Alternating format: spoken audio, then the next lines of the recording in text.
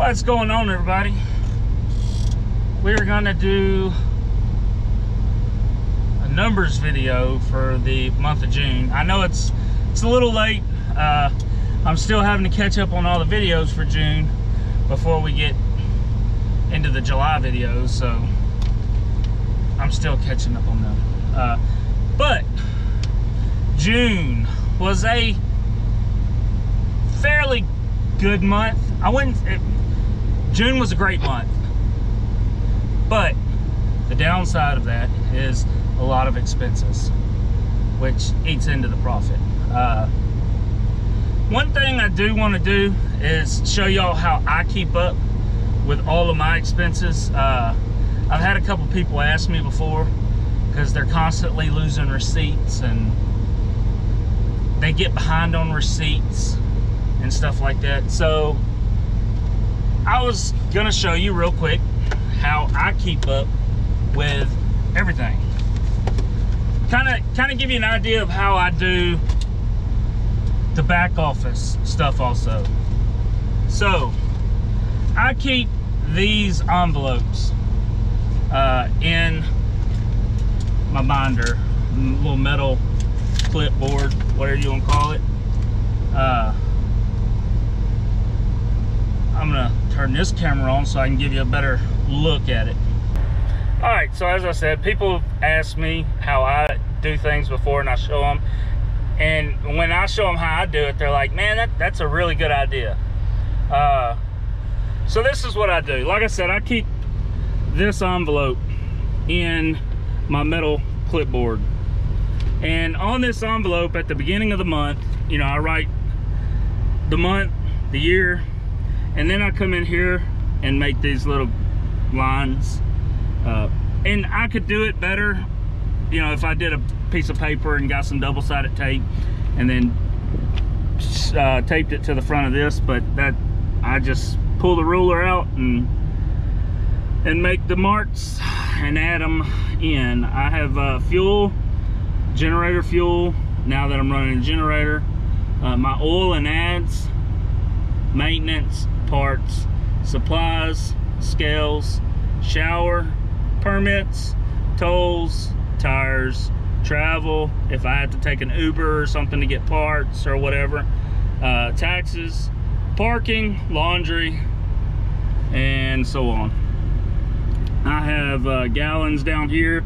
Every time I fuel up, I put what it cost me, my discounted price, and then I write the gallons right here, along with keeping them in this book here.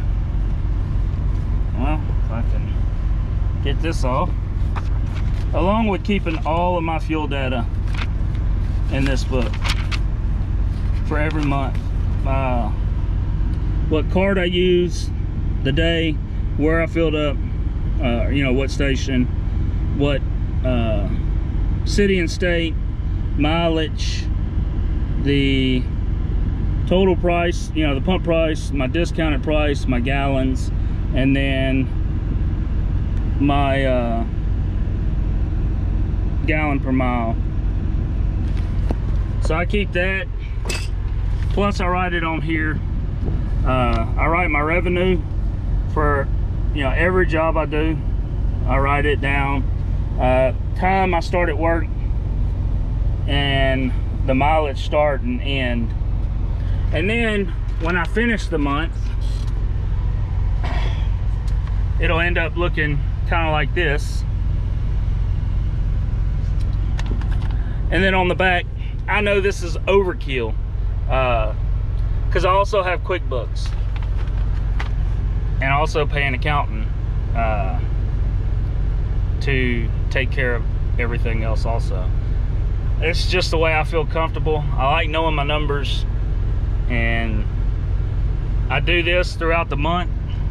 You know, at the end of the month, I'll go in and write, you know, how many days I work, total revenue, total miles, loaded miles, deadhead miles, deadhead percent, my all mile revenue per mile, loaded mile revenue, fuel gallons, total gallons per mile, my operating cent per mile, or cost per mile, fuel cost per mile, net profit cost, or net profit and all of that kind of stuff.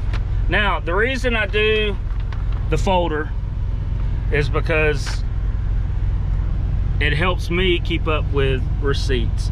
Whenever I get a receipt, I get back in the truck, I automatically pull my binder out, write what the receipt was for, whether it's fuel, oil and ads, parts, maintenance, supplies, so on.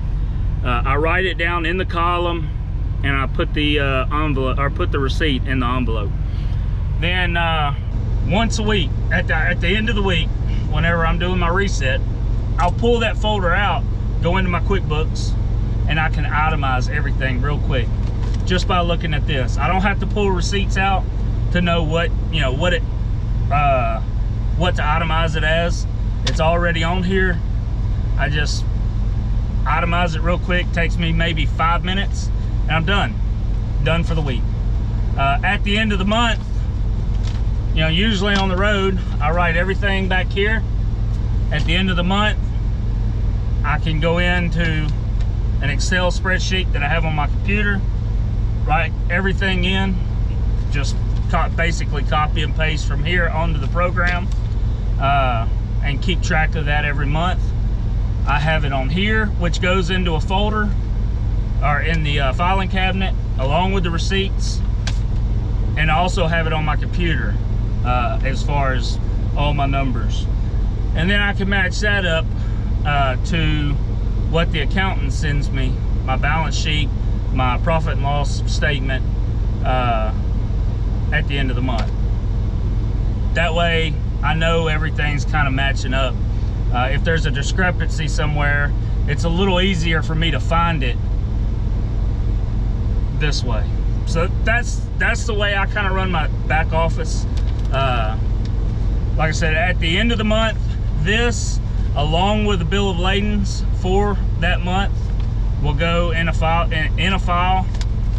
by themselves. And if for whatever reason, you know, at the end of the year, my CPA can go off of QuickBooks, because everything on here is also in QuickBooks. But if I get audited by the IRS, all I got to do is pull that year's files out with the receipts and everything else. These are stored in a dark place in the filing cabinet, so the receipts aren't going to fade away. I'll give them to the IRS if they want it, and they can go through it and match everything up. That's how I handle the back office portion, along with some other things I do. But I mean, that right there gets you on a, you know, gets you on a good start of, you know, keeping track of everything. Like I said, it's habit now, to where anytime I get a receipt, as soon as I get in the truck, it gets wrote down on here, and the receipt goes in the folder, and that's it. So to get to June's numbers, like I said, June was a good month, but I did incur a lot of expenses. So for the month of June, my total revenue for 28 days work, I left out on June 1st. I got back home the evening on June 28th. So for 28 days work, I grossed $41,825 for the month. I had a total miles of 13,823, loaded miles of 11,372. Deadhead miles were 2,451. So that puts me on my deadhead heading percentage at 17.7%. That could be better. That's something we could work on. I'd like to see it down in between like the 10 to 12% range. So like I said, knowing that, you know, it's something we could work on in the future. So that brings me to my revenue per mile for all miles at $302 a mile. My loaded miles revenue per mile were $368 a mile. I used 1,852.6 gallons of fuel for my total gallon per miles for the month was 7.5. So not too bad. I'd like to see it up to 8. There's a few things I'm going to do to the truck that I think will help that. One of them being my fan clutch is engaged at all times right now. And that is a brand new fan clutch. It has to do with the AC system. So we're gonna fix that. That's probably taking anywhere from a half a mile to a mile per gallon away from me right now, with that fan clutch being engaged all the time. But now to the breakdown of the expenses. So fuel for the month of June was $10,005.59. But generator fuel for the month, and that is with me running the generator all the time, about midway through the month, that come out to $369.50 for gasolina. The oil and ads come out to $137.65. Parts, this was a kicker, $2,470.48. That included $1,300 and some change for the radiator. What else? There was something else. I can't remember. I slept since then. But yeah, parts, $2,470.48. Maintenance for the oil change at Speedco was $350.30. That's with me supplying the filters. Normally that's around $450, $455. Supplies come out to $1,230.94. One being the generator, which will go in the books as an asset, and then $300 for the 300 and some change for the AC. Scales, cat scales was $38.50. Tires, 2 tires for the trailer, $817.78. Parking, $22. I think I paid for parking once at the TA. Showers, $32. Tolls, this was another kicker. Running in the Northeast, there's a lot of tolls. The 2 biggest tolls were I-80. That really shot my toll bill up, all the way from Pennsylvania over to Michigan, and then Pennsylvania to Ohio, there and back. You know, 2 trips. Tolls for the month was $738.80. Load board, $41.50. Insurance for the month, $1,202. My accountant, $120. QuickBooks was $85.28. Factoring, I factor with PDM Financial. I like them. You can always get a hold of them if you have a question. And like I said in previous videos, when I call, they answer by my name. So obviously they have me saved into their phone, which is, it's a nice touch. But I factor at 2.5%, so that was $1,045.63. And then they charge a 1% reserve. So technically you could say my factoring rate is 3.5%, but 1% of that goes into a reserve. If I get out of the business for whatever reason, whatever's in reserve comes back to me. The reserve is there to protect them. Take, for example, they had a client that they were working with, and he wrote up a month's worth of fake bills to legit brokers, got paid on it and disappeared. So they were out like $30,000. So that's what the reserves are for.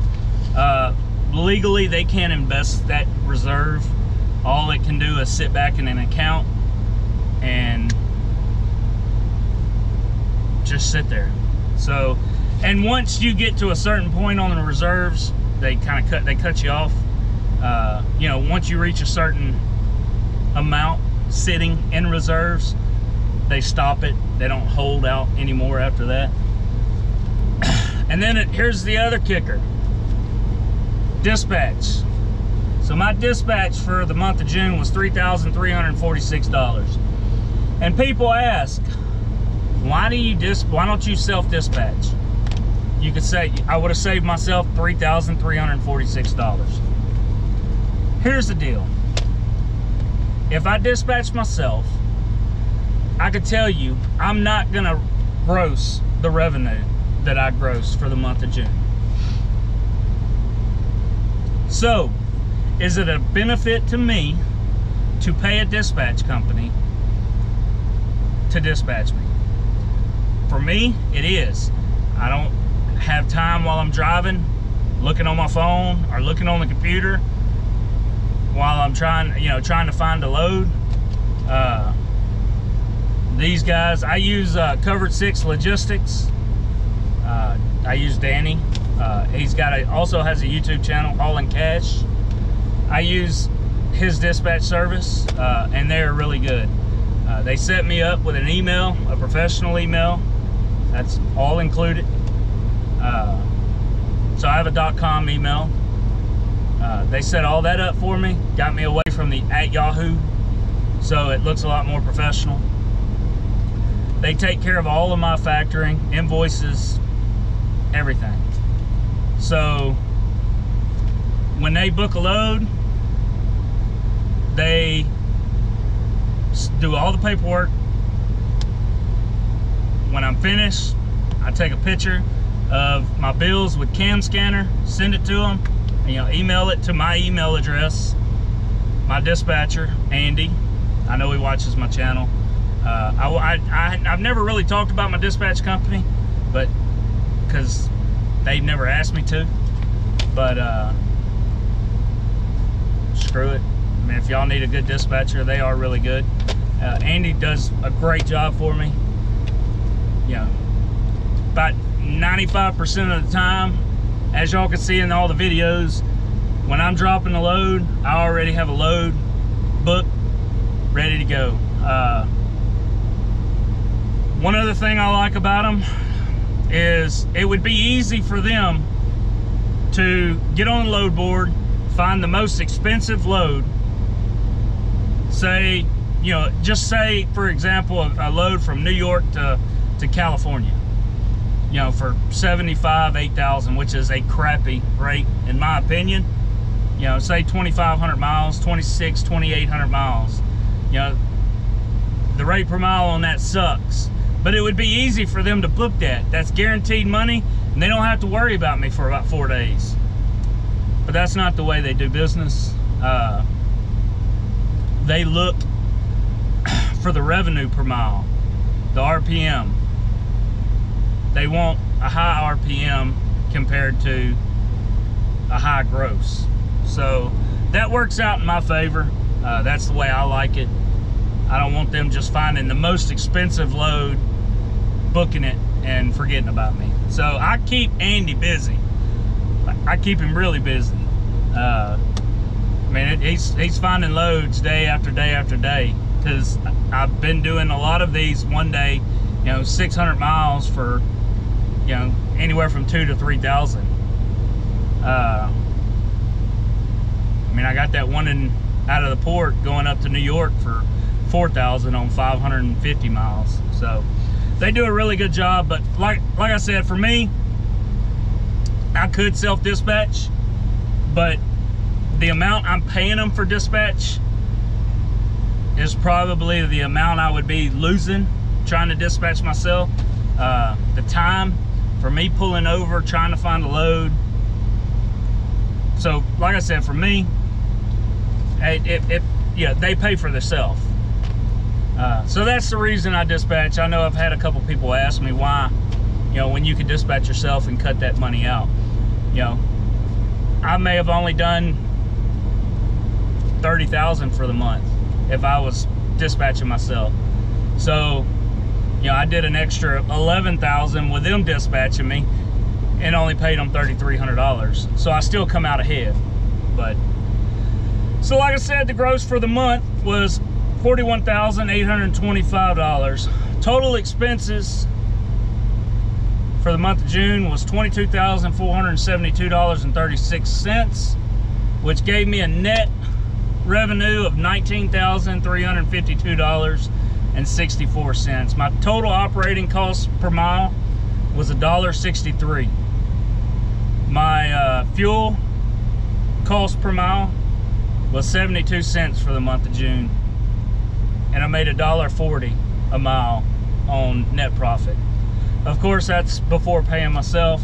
Like I said, I'm not gonna tell y'all what I pay myself. I know what I need to pay my bills, and that's generally what I take.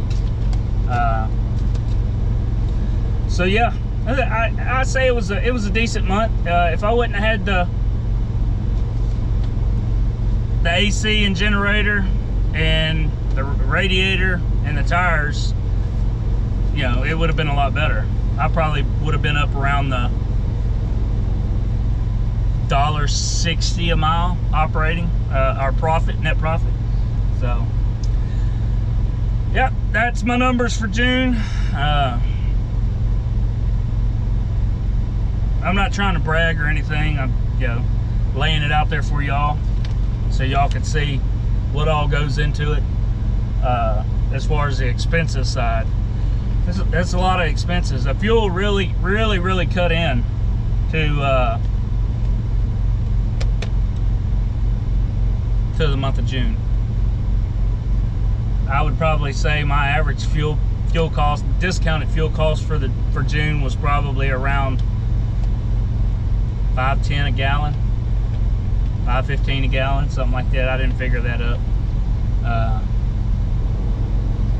But yeah, running the Northeast, fuel's high compared to, you know, in Texas. But the rates coming out of Texas right now, they haven't been good. Not really that good at all. So, but yeah, that's it. That's my numbers. Hope y'all enjoyed the video. Y'all get an idea of what all goes into it for the ones that doesn't do this every day. And hope y'all enjoyed it. I hope showing y'all the way I handle my receipts and all that might be able to help y'all out also. So appreciate y'all watching. Until next time, we'll see y'all later. Y'all have a good one.